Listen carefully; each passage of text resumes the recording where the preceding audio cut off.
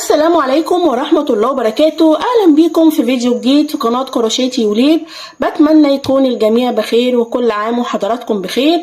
النهاردة هنشتغل مع بعض غلاف مصحف أو غلاف كتاب من أسهل ما يكون، هيكون سهل معانا جدا جدا في التنفيذ وسريع كمان.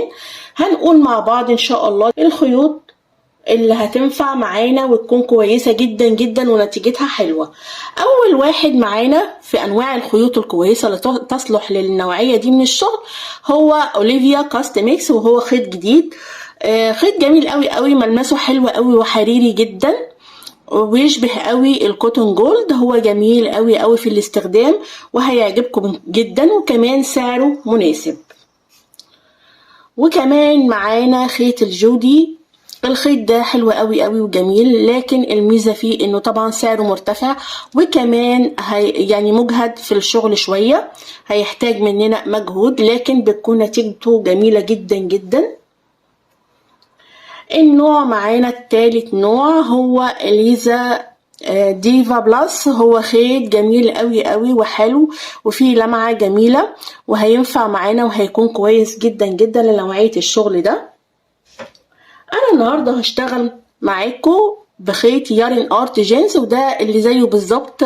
طبعا كوتون جولد، هيكون نفس الماتيريال تقريبا ونفس الخامه، وهو حلو قوي قوي في نوعيه الشغل ده، بتدي فينش رائع اكتر من رائع. هستخدم معاكم ان شاء الله النهارده خيط يارين ارت جينز، لكن انا هشرح اثناء الشرح كده. هنشتغل بخيط ديفا بلس.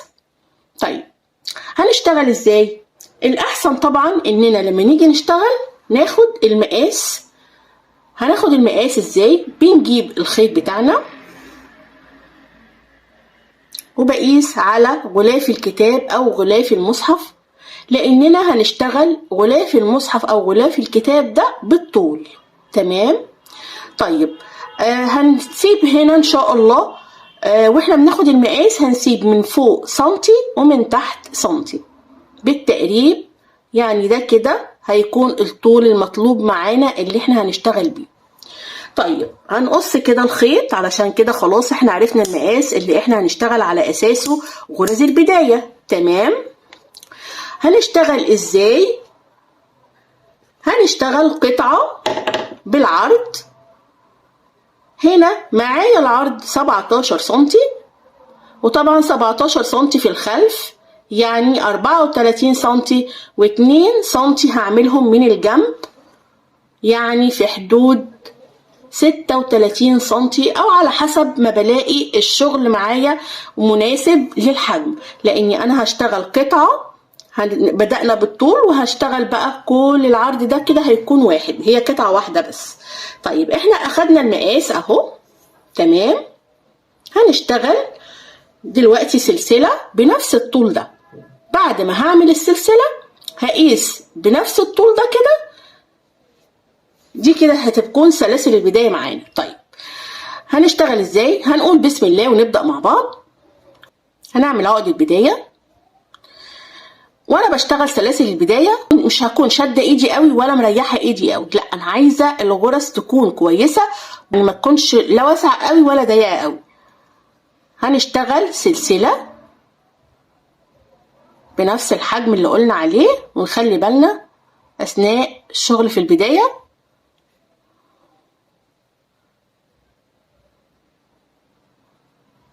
بعد ما نوصل لارتفاع السلسلة بنفس الحجم ده هنرجع مع بعض.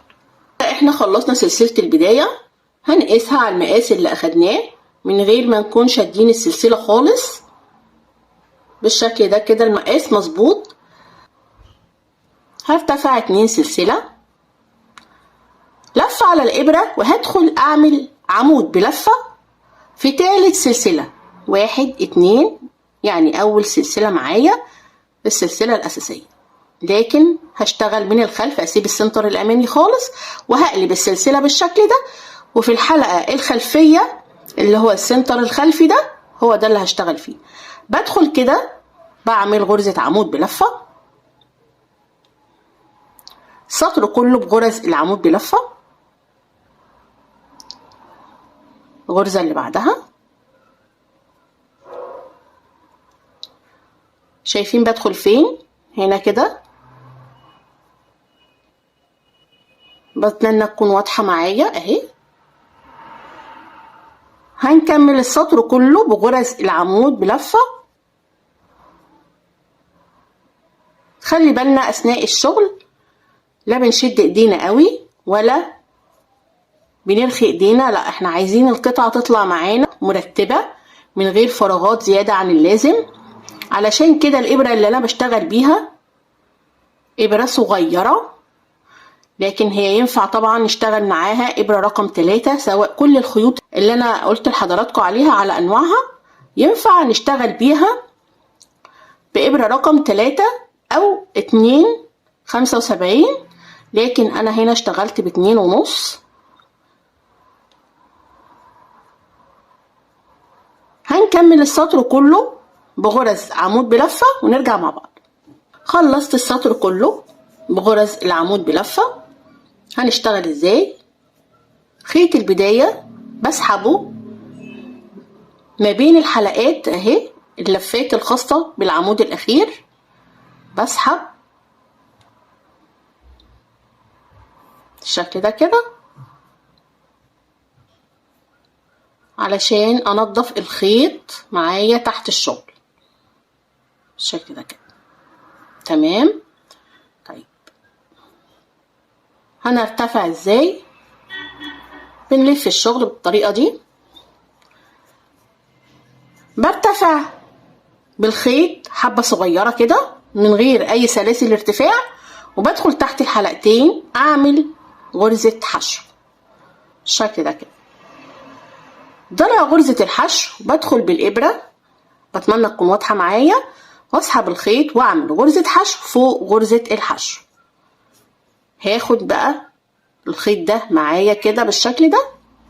هشتغل السطر ازاي؟ لفة على الابرة وادخل في الحلقة الخلفية اعمل عمود بلفة في الحلقة الخلفية بالشكل ده كده، وانا بنضف خيط البداية.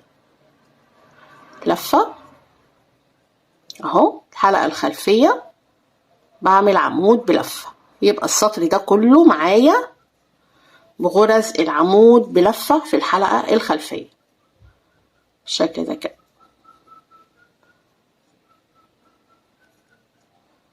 كل عمود هيقابلني هعمل غرزة عمود في الحلقة الخلفية.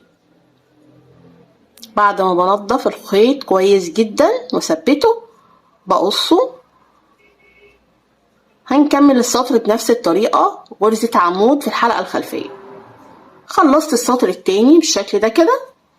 اخر حاجة لفة على الابرة وادخل تحت الحلقتين اعمل اخر عمود في السطر بالشكل ده كده. هنرتفع ازاي؟ بنلف الشغل، شايفين شكل القطعة؟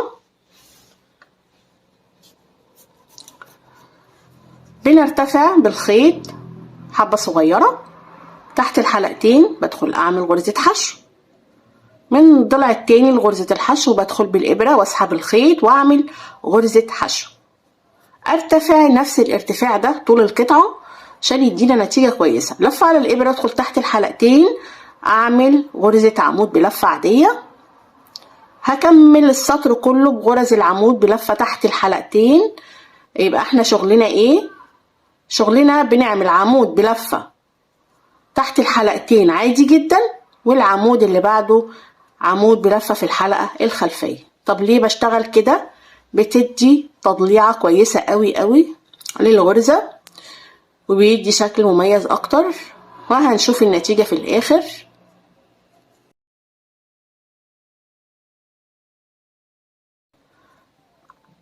بشتغل بخيط اليزا ديفا بلس.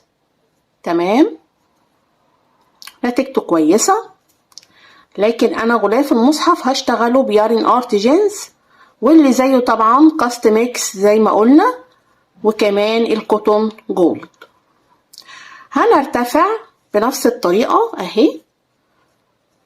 الارتفاع في البداية زي ما شرحنا مع بعض، عمود هيكون تحت الحلقتين، والعمود اللي بعده هيكون في الحلقة الخلفية.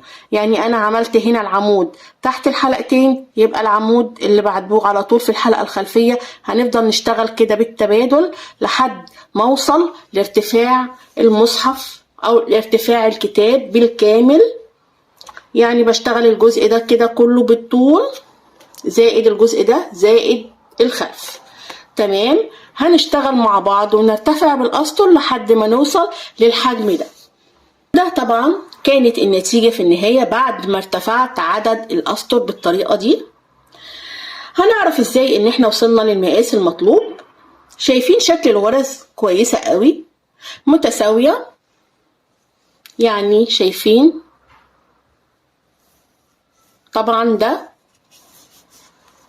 ليه شكل ومن الخلف ليه شكل، لكن انا هشتغل هنا على الشكل ده. طيب هعرف ازاي اني انا وصلت للحجم المطلوب؟ بجيب القطعة بتاعتي كده وبجيب المصحف او الكتاب بالظبط، بجيبه كده عند حافة الشغل. تمام. شايفين بقى المقاس مظبوط ازاي، ولا اكبر ولا اصغر في الطول. وبعدين بنقيس بالشكل ده كده، يبقى احنا كده وصلنا للحجم المطلوب بالنسبة للكتاب واشتغلنا الجزء ده كله. طيب بعد كده هنشتغل ازاي باقي الاجزاء؟ بمنتهى البساطة هنبدأ مع بعض نشتغل الجزء اللي بندخل فيه جلدة الكتاب. يعني هنشتغل عدد من الأسطر علشان ندخل فيه جلدة الكتاب ونكون مريحة معانا. آخر سطر هنا اشتغلته عمود في الحلقة الخلفية اهي، عمود في الحلقة الخلفية. هكمل شغلي ازاي بعد كده؟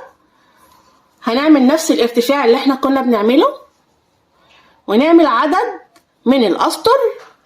هنلف الشغل، بنرتفع بالخيط حبة صغيرة تحت الحلقتين، بندخل نعمل غرزة حشو، ومن غرزة الحشو بدخل اعمل غرزة حشو. كل عمود هيقابلني هدخل اعمل فوقه عمود، ونفس الارتفاع اللي انا عملته هشتغله عمود بلفة تحت الحلقتين. كل سطر هشتغله تحت الحلقتين، لكن اول سطر في الجزء الداخلي لازم معانا يكون عمود في الحلقة الخلفية، لاني انا هحتاج السنتر اللي احنا شايفينه ده معانا. شايفين الجزء ده؟ الحلقة التانية اللي هي الامامية اللي في السطر ده انا هحتاجها طبعا لاني هشتغل عليها. ضروري جدا لما نبتدي نعمل الجزء الداخلي لغلاف المصحف يكون اول سطر عمود في الحلقة الخلفية، وبعدين بنرتفع ونكمل باقي الشغل لحد ما نوصل للعرض المطلوب في الجزء الداخلي. عمود تحت الحلقتين في كل السطور. تمام. هنكمل شغل بنفس الطريقة ونرجع مع بعض. بعد ما اشتغلت كل الارتفاع وعملت الجزء الداخلي لغلاف المصحف، ارتفعت 12 سطر. انا هنا شكلت الخيط، تقدروا ما تشكلوش الخيط خالص وتشتغلوا كل الغلاف بلون واحد. ملاحظة مهمة اننا لما بنيجي نشتغل هنا على حافة الشغل ضروري جدا يكون في حلقة نقدر نشتغل فيها. تمام. لان في اطار هيكون على حافة الشغل كله، فضروري جدا طبعا يكون هنا في ضلع من الغرز علشان نقدر نشتغل عليه. يعني اخر سطر هنا في البداية لما اجي ابتدي اشتغل الجزء الداخلي ده، ضروري جدا لو السطر قدامي على عدلة الشغل في الحلقة الأمامية هعمله في الحلقة الأمامية، في الحلقة الخلفية هعمله في الحلقة الخلفية. يعني أنا هنا في جهة عملته في الحلقة الأمامية والجهة التانية عملته في الحلقة الخلفية. وزي ما قلت لحضراتكم أنا ارتفعت 12 سطر. تقدروا طبعا ان انتوا ترتفعوا الحجم اللي انتوا عايزينه. هنشرح حالا الجزء اللي انا هجمل بيه المصحف. هعمل جزئين، جزء طبعا من الاعلى وجزء من الاسفل. الجزء الاعلى اهو، غرزة سهلة جدا وبسيطة. هنعمل حالا ونشرح الجزء اللي في الاسفل. هنختار لون مناسب للون اللي احنا شغالين بيه ونبدأ شغلنا. طيب البداية ازاي؟ هنجيب الخيط، جهزنا اللون، هنسيب جزء من البداية، هنعمل عقدة بداية عادية جدا. هنشتغل على 3 سلاسل أساسية، 1 2 3، دول ال3 غرز الأساسيين معايا. طيب هرتفع 3 سلاسل تانيين، 1 2 3، لفة على الإبرة واسيب ال3 غرز الارتفاع وادخل في الرابعة، هسيب ال3 غرز ارتفاع وادخل في الرابعة، اعمل غرزة حشو بالشكل ده. بعد غرزة الحشو لفة على الإبرة وادخل الغرزة اللي بعدها، اعمل عمود بلفة، لفة على الإبرة واخر سلسلة معايا هعمل عمود بلفة. تمام.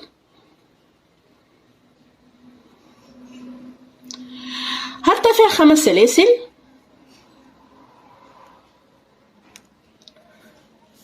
لفة على الإبرة. الارتفاع اللي انا عملته ال5 سلاسل دول انا مش هشتغل في الغرزة الأخيرة دي عمود، لا انا هاخد لفة على الإبرة وتاني غرزة على طول هشتغل عمود بلفة،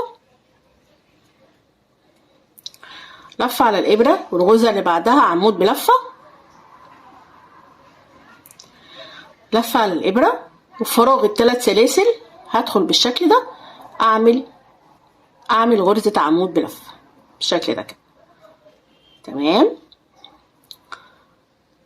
هنرتفع 5 سلاسل وهنكرر السطر ده، لفة على الإبرة واسيب أول غرزة وادخل في اللي بعدها، اعمل عمود بلفة واللي بعدها عمود بلفة. في الفراغ ال3 سلاسل ده لفة على الإبرة وادخل اعمل عمود بلفة بالشكل ده كده. هكرر السطر،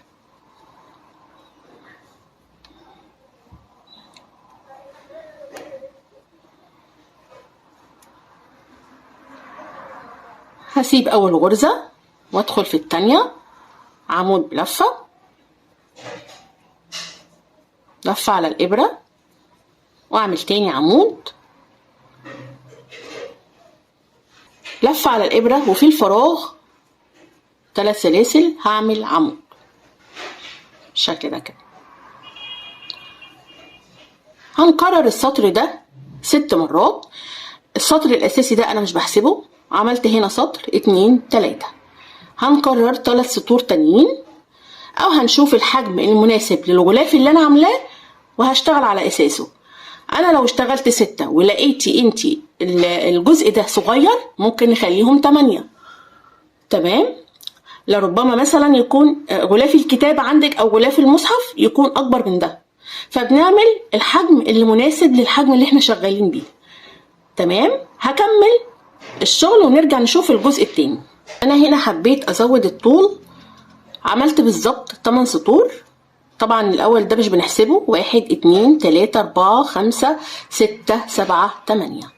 طيب اخر حاجة اشتغلتها هنا عمود بلفة في الفراغ، طبعا برتفع 5 سلاسل، ارتفعت 5 سلاسل. مش هلف الشغل، لا انا محتاجة اشتغل الزاوية، يعني هشتغل في الجزء ده كده. طيب هشتغل ازاي؟ بدخل هنا في الفراغ اللي قبله اهو، بعمل غرزة حشو. تمام. بعد ما بعمل غرزة الحشو برتفع 5 سلاسل، ارتفعت 5 سلاسل، لفة على الإبرة وبلف الشغل بقى. وفي الفراغ اللي انا عملته ده هشتغل زي ما كنت بشتغل في البداية خالص، غرزة حشو، لفة على الإبرة وأعمل عمود،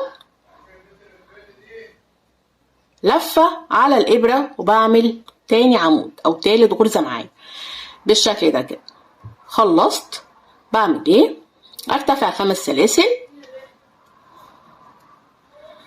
لو طبعا هنا اشتغلت 8 بشتغل هنا الناحية التانية 8، نفس العدد بالظبط، والقطعتين يكونوا شبه بعض بالظبط.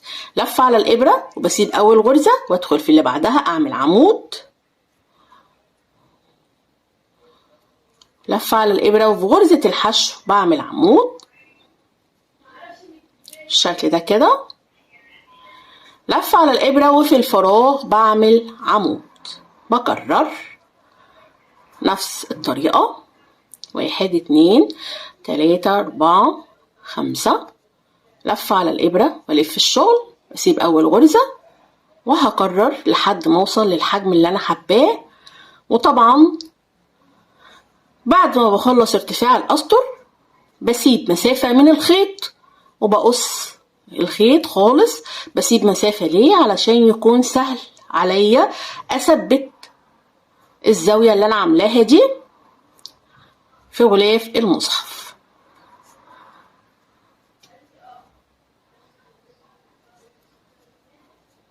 هكمل شغلي بنفس الطريقة لحد ما اوصل للحجم اللي أنا حباه، واعمل زاويتين الاتنين نفس الحجم بالظبط. وما ننساش طبعا نسيب مسافة من الخيط زي ما شرحنا. هكمل ونرجع مع بعض. بعد ما خلصنا الجزئين وتأكدنا ان الزاويتين قد بعض بالظبط تمام، طبعا دي الزاوية القديمة. اخر حاجة هنا هشتغلها نفس البداية تمام، برتفع 3 سلسلة، بلف الشغل، اول غرزة بسيبها، تاني غرزة بعمل غرزة حشو، الغرزة اللي بعدها عمود بلفة، لفة على الإبرة، وفي السلاسل الأخيرة بعمل عمود بلفة بالشكل ده كده تمام، نفس البداية بالظبط. خلصت الزاويتين بعمل غرزة للتثبيت وبسيب مسافة من الخيط وبقصها كده. خلصنا الجزء ده، هنرجع مع بعض نشوف الجزء التاني. هنشتغل الجزء الأخير في التشبيك تمام كده. احنا هنشبك القطعتين ببعض. عند آخر غرزة اشتغلتها، وطبعا وانا ظابطه الشغل انا عايزه غرزه الحشو اللي على الاطراف تكون على وجه الشغل، يعني هو ده كده وجه الغلاف عندي. شبكت الخيط في الطرف بالشكل ده، هدخل في اخر غرزه عمود انا عملتها واسحب الخيط، اعمل سلسله في نفس المكان، هعمل غرزه حشو تمام كده. انا بدأت غرزة الحشو، خيط البداية والنهاية معايا تحت الشغل هنضفه. في العمود اللي هو آخر عمود في السطر اللي في الجزء الداخلي للغلاف، بدخل في قلب العمود واعمل غرزة حشو تمام. في نهاية العمود بعمل غرزة حشو. كل عمود هيقابلني بعمل 2 غرزة حشو، ده ارتفاع العمود اللي هما كانوا غرزتين حشو فوق بعض، بعمل غرزة حشو. وفي النهاية نهاية العمود ده بعمل غرزة حشو. نخلي بالنا من عدد الغرز علشان في النهاية منلاقيش القطعة دي معرجة لو اخدت زيادة اكتر من الحد.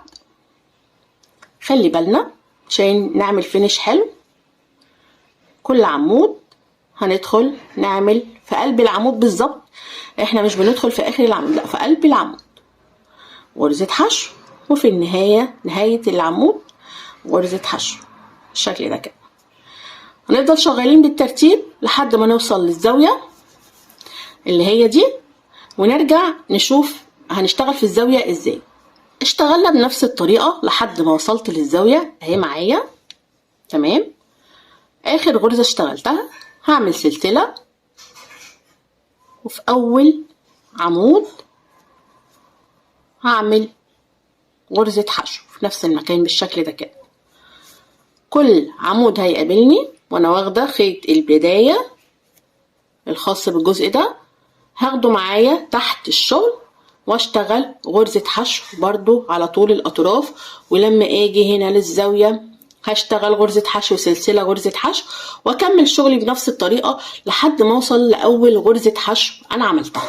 بعد ما اشتغلت على كل الاطار بغرزة الحشو بالشكل ده كده، وصلت لاول غرزة حشو انا عملتها في نفس المكان اللي انا شغالة فيه غرزة الحشو. هدخل بالشكل ده واعمل غرزة حشو وبعدين سلسلة واقفل بمنزلقة في اول غرزة حشو انا عملتها. طيب هنشبك الجزء ده ازاي؟ هدخل هظبط الجزء ده بالشكل ده تمام، واخرج خالص من الغرزة والف الشغل واظبط الغلاف بالشكل ده كده. كده انا ظبطت الغرز اهي تمام. هدخل هنا في الغرزة المقابلة للغرزة واسحبها بالشكل ده كده واعمل سلسلة.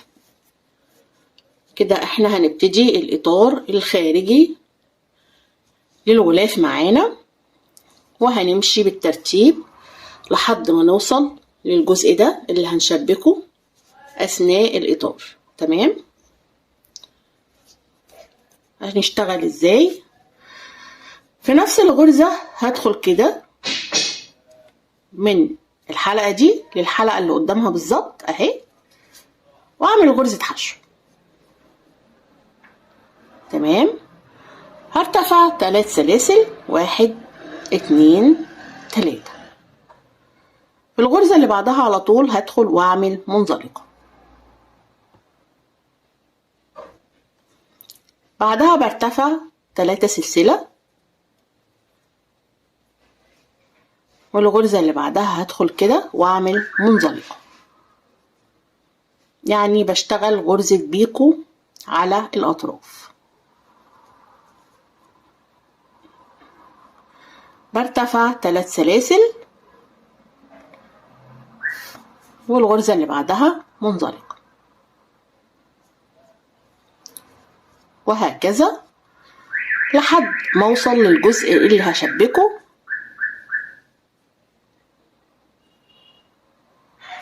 هخلص الجزء ده بنفس الطريقة لحد ما اوصل للجزء اللي هشبكه. كده وصلنا لجزء التشبيك اللي هو الجزء الداخلي اهو تمام. بظبطه بالشكل ده كده. هتلخبط لو هتلخبط في الغرز بشبك بماركر تمام. انا ظابطه الغرزتين على بعض اهو. بدخل في غرزة الحشو الاولى. طبعا انا اخر حاجة اشتغلتها هنا منزلقة، برتفع 3 سلاسل بدخل في غرزة الحشو الاولى، وبعدين بدخل في الغرزة اللي قدامها على طول وبعمل منزلقة الشكل ده كده. هشبك بنفس الطريقة، ارتفاع 3 سلاسل وغرزة الحشو اللي بعدها على طول والكمان اللي قدامها بعمل منزلقة، ارتفاع 3 سلاسل وهكرر غرزة اللي بعدها وغرزة الحشو اللي قدامها اهي بعمل منزلقة بالشكل ده كده. 1 2 3 الغرزة الأولى وبعدين في اللي قدامها على طول وأعمل منزلقة. هنكرر بنفس الطريقة لحد ما نوصل للجزء ده ونرجع نشوف هنشتغل ازاي. وصلت للنهاية اهو، شبكت الجزء الداخلي بالشكل ده كده. وصلت لآخر غرزة على الطرف. هرتفع 3 سلسلة وفي نفس المكان هعمل نفس الغرزة اللي هي منزلقة يعني بيكو تمام بالشكل ده كده. ممكن الاقي صعوبة شوية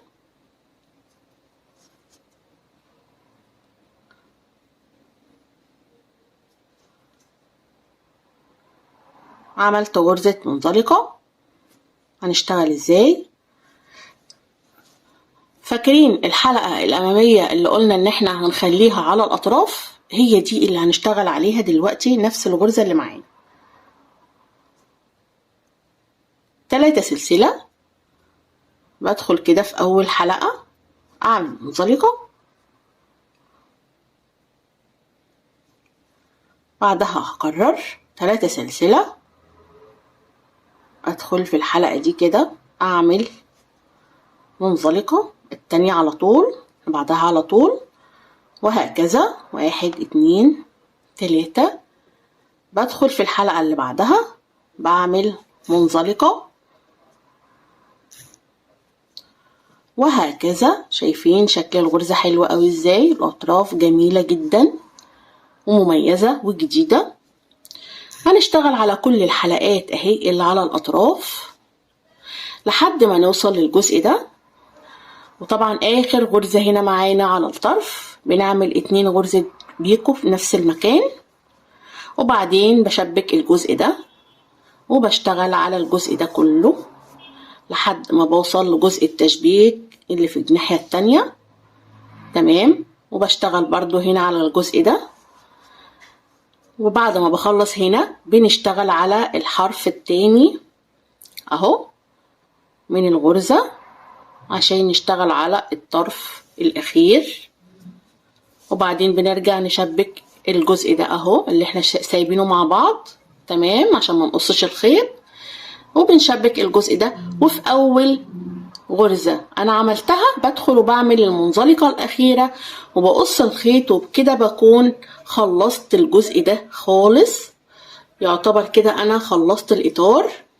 هنرجع بعد ما نخلص الشغل ده كله هنشوف الزوايا هنشبكها ازاي ونظبطها ازاي على الغلاف. هخلص تشبيك وشغل الأطراف ونرجع مع بعض. بعد ما خلصنا الشغل على الأطراف بالشكل ده كده وركبنا الزاوية الأولى. طيب الزاوية دي هنظبطها ونركبها ازاي؟ بعد ما بنخلص تشبيك تماما وبنشتغل على الأطراف بالشكل ده، بنثبت غلاف الكتاب، بنثبته في الكتاب أو في المصحف، وباجي هنا بحدد مكان للزاوية من فوق. أنا هنا طبعا شبكتها خلاص. شبكتها ازاي؟ جبت دبابيس وثبتها الأول بالدبابيس، وطبعا احنا كنا سايبين خيط في الأطراف من هنا ومن هنا. شبكت من هنا وشبكت من هنا بنفس الطريقة كده، والتانية هنظبطها نفس الطريقة. تمام. طبعا ده خيط اهو، خيط النهاية شبكته في إبرة التنظيف، إبرة كنفاه طبعا. وهنا هظبط الجزء التاني من الأسفل بنفس الطريقة اللي ظبطت بيها هنا، يعني هنا كده بالظبط هيكون مكانها المناسب. طرف الخيط من فوق ومن تحت أنا بشبكه بنضفه بإبرة التنظيف وبدخله في تشبيك الزاوية.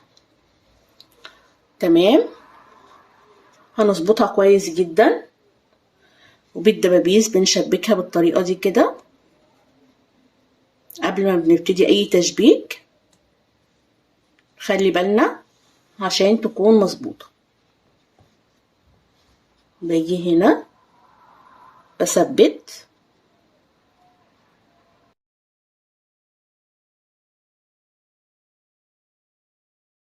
وباجي من أسفل بثبت بنفس الطريقة برضو. تمام كده أنا ثبتها، وطبعا بإبرة التنظيف بدخل هنا في الجزء ده طبعا من الخلف.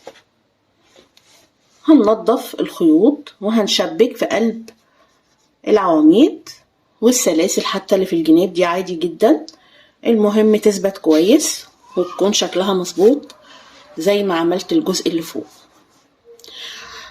زي ما شبكنا الجزء اللي فوق هنشبك الجزء اللي تحت، ولحد هنا انا هكتفي بالشرح. تمام. الجزء اللي بعد كده، الفيديو اللي بعد كده ان شاء الله هشتغل الوردة اللي في المنتصف، وكمان هشتغل فروع الورد، وهشتغل كمان الفاصل. تمام. بتمنى شرح النهاردة يكون عجبكم، وفيديو النهاردة يكون عجبكم، وانتظروا ان شاء الله الجزء القادم. والسلام عليكم ورحمة الله وبركاته.